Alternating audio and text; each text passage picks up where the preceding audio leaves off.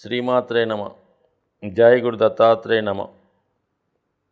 ఈ వీడియోలో మనం జనవరి 1వ తారీఖు నుంచి 15వ తారీఖు వరకు జరగబోయే పక్ష ఫలితాలు కర్కాటక రాశి వారికి ఏ విధంగా ఉంటాయో తెలుసుకునే ప్రయత్నం చేద్దాం.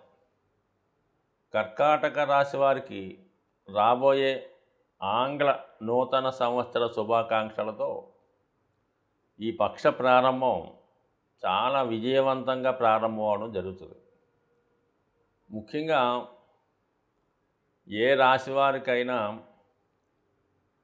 కేంద్రాలు కోణాలు బలంగా ఉన్నప్పుడు జన్మజాతకంలో ఆ జాతకుడు జీవితంలో ఎటువంటి ఇబ్బందులు లేకుండా అన్ని విషయాల్లో కూడా సక్సెస్ఫుల్గా ముందుకు వెళ్ళడం జరుగుతుంది.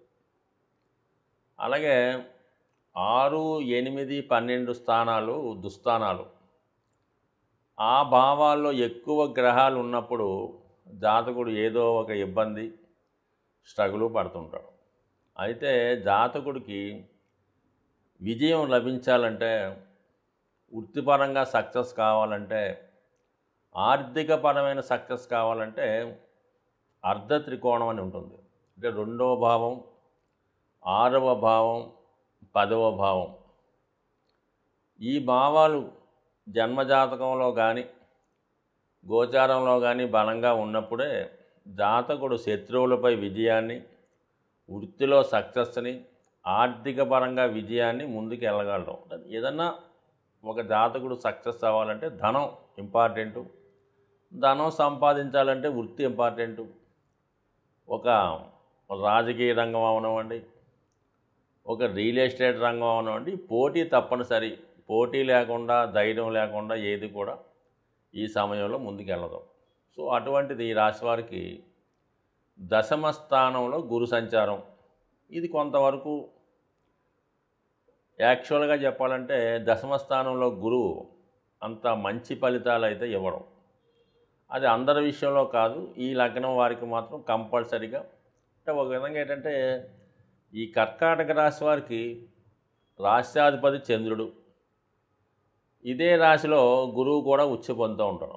అంటే దాన్ని బట్టి ఇక్కడ గురువు ఎంత బలంగా ఉంటే జాతకుడు అంత ఉచ్చస్థితి, అంత ఇంప్రూవ్మెంటు రావడం జరుగుతుంది. గురువు దశమ స్థానంలోకి రావడం వల్ల 100% వృత్తిలో సక్సెస్ వస్తుంది. బట్ కానీ నెంబర్ 1 కాలేకపోతుంటాడు. ఎప్పటికైనా అతను సబార్డినేట్ కానీ నెంబర్ 2 కానీ ఉండవలసి ఉంటుంది. అయితే గురువు యొక్క డిపాజిటర్ కుజుడు ఈ కర్కాటక లగ్నం వారికి యోగకారకుడు, కొన్ని రాశి అనుకుంది యోగకారకుడు. అటువంటి కుజుడు 6వ స్థానంలో సంచరిస్తున్నాడు.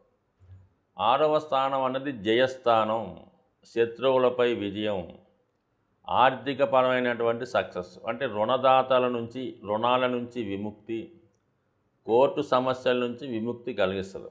అయితే ఎవరైనా పోటీ పరీక్షల్లో కానీ, ఇంటర్వ్యూల్లో కానీ, క్రీడారంగంలో కానీ, ముఖ్యంగా పోలీస్ డిపార్ట్మెంట్ సంబంధించిన దాంట్లో కోర్టు సమస్యలు ఏమైనా ఉంటే, లేదు న్యాయవాదులు ఎవరన్నా ఉంటే వాళ్ళు వాదిస్తున్నటువంటి కేసుల్లో 100% సక్సెస్ రావడం జరుగుతుంది. చాలా వరకు ఎలక్షన్లో జాతకుడు విజయం పొందాలంటే ఆ ఎలక్షన్ జరిగే సమయంలో 6వ స్థానం చాలా బలంగా ఉండాలి. ఇక్కడ 6వ స్థానం మనకి బలంగా ఉంటే విజయం లభిస్తుంది. అంటే జాతకుడికి కర్కాటక లగ్నం అనుకుందాం, అది జాతకుడి యొక్క లగ్నం. ఇతనితో ఎవరైతే పోటీ పడతారో అంటే అతను అపోజిషన్ క్యాండిడేట్ అనుకుందాం, వాడిది ఏమవుతుంది, 7వ భావం అవుతుంది కాబట్టి అది మకర రాశి అవుతుంది. అంటే కర్కాటక రాశి వారికి 6వ భావం, మకర రాశి వారికి 12వ భావం అవుతుంది. అంటే నీతో ఎవరైతే పోటీ పడతాడో, నీ అపోజిషన్ ఎవడో వాడికి నష్టం జరుగుతుంది అన్నమాట. అంటే వాడికి నష్టం అవుతుంది, నీకు లాభం అవుతుంది. సో ఈ కారణం వల్ల ఈ కుజుడు 6వ భావంలో ఉండడం వల్ల కంపల్సరిగా పోటీదారులపైన విజయం లభించడం జరుగుతుంది. సో అలాగే ధనాధిపతి ఏదన్నా కర్కాటక రాశి వారికి 2, 6, 10, అంటే వాడు వృత్తిలో సక్సెస్ అవ్వాలంటే రవి బలంగా ఉండాలి, మరి గురువు బలంగా ఉండాలి, కుజుడు బలంగా ఉండాలి.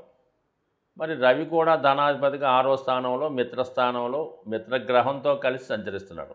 అంటే ఆర్థిక పరమైన విజయం, ప్రభుత్వ సక్సెస్సు, ప్రభుత్వ రంగ సంస్థలలో సక్సెస్ రావడం కానీ, అందులో ఉద్యోగ ప్రవేశం కానీ వాళ్ళు మీకు అనుకూలంగా ఉండడం కానీ జరుగుతుంది. సో ఈ విధంగా చూస్తే మరి 6వ స్థానాధిపతి 9వ స్థానం దశమ స్థానంలో ఉండి 6వ భావాన్ని వీక్ష అంటే మొత్తం మీద జయస్థానం బలంగా ఉంది కాబట్టి 100% జాతకుడు వృత్తిపరమైన విజయాన్ని ఈ సమయంలో రాబోయే జనవరి 15వ తారీఖు లోపల రుణ సమస్యల నుంచి కానీ కోర్టు సమస్యల నుంచి కానీ ఉద్యోగంలో విజయం కానీ 100కి 100 లభించే అవకాశం ఉన్నది. అయితే ఇందులో చిన్న చికాకు ఒకటి ఉంది. అష్టమ స్థానంలో శని సంచరిస్తున్నాడు. ఇది కొంతవరకు ఎలా ఉంటుందంటే అంతా వచ్చి చివరి నిమిషంలో ఏదో ఒక ఇబ్బంది కలిగి ఆ వ్యవహారం ఆగిపోతాయి. ఒక స్థలం అమ్మడం అవ్వండి, ఒక పెళ్లి వ్యవహారం అవ్వండి, ఒక రాజీ వ్యవహారం అవ్వండి, ఏదో ఒక అడ్డంకి వచ్చి చివరి నిమిషంలో ఆగిపోయే అవకాశం ఉంది. కాబట్టి కంపల్సరీగా ఈ జాతకుడు శుక్ర శనిగ్రహ అనుగ్రహం కోసం అష్టమ శని విముక్తి కొరకు మరి శివుణ్ణి ఆరాధించడం, నవగ్రహాల్లో శని భగవాన్ని పూజించడం లాంటి కార్యక్రమాలు చేస్తే ఇటువంటి అడ్డంకులు రాకుండా ముందుకెళ్ళే అవకాశం ఉన్నది.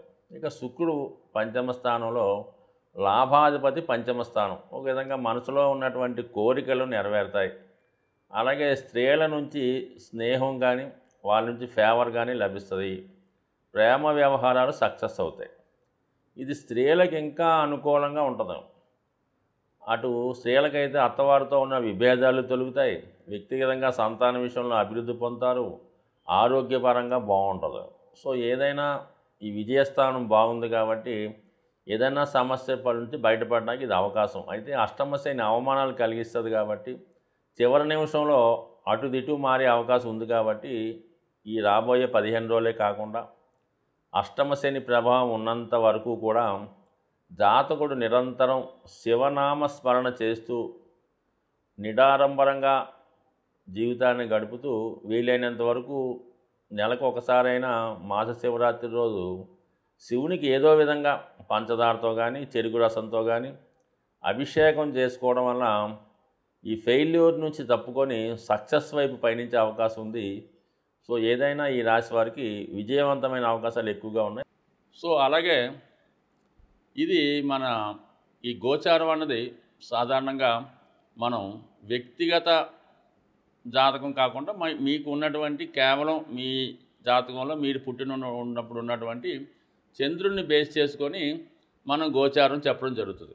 అలాగే చంద్రుడితో పాటు చాలామందికి కేవలం రాశే తెలుస్తుంది తప్ప లగ్నం అన్నది తెలియదు.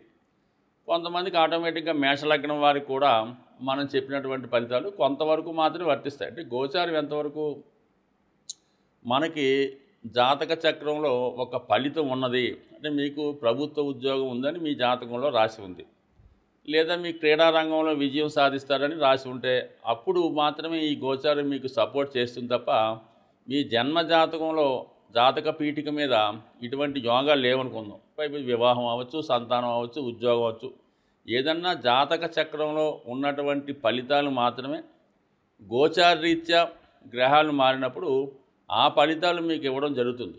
కేవలం చంద్రలగ్నాత్తు గురువు సప్తమంలోకి వచ్చాడు, పెళ్ళి అవుతుంది. 5వ స్థానంలో గురువు వచ్చాడు, సంతానం కలుగుతారు. దశమంలోకి గురువు వచ్చాడు, ఉద్యోగం వస్తుంది. ఇలాగ అనుకుంటే ప్రతి ఒక్కరికి కూడా ఈ భూమి మీద పుట్టిన ప్రతి ఒక్కరికి కూడా గోచారీత్యా గురువు ప్రతి సంవత్సరం మారి ఒక భావనలోకి వస్తుంటాడు. అందువల్ల ఎవరికి కూడా ఎటువంటి కష్టాలు ఇబ్బందులు లేకుండా నడుస్తూ ఉంటుంది. సో అందువల్ల ఎంతసేపు కూడా జన్మజాతకం ఇంపార్టెంటు.